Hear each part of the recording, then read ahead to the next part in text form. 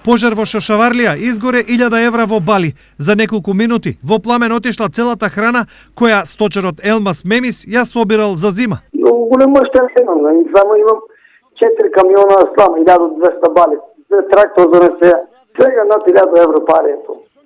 1000-1500 евро пари е тоа.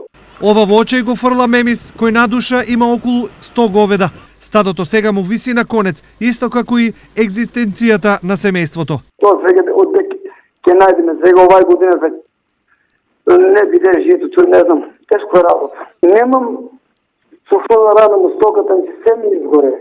Ништо немам. И бари нема више.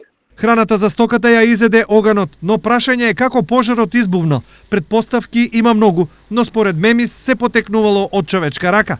Дали е во право, треба да утврди истрагата.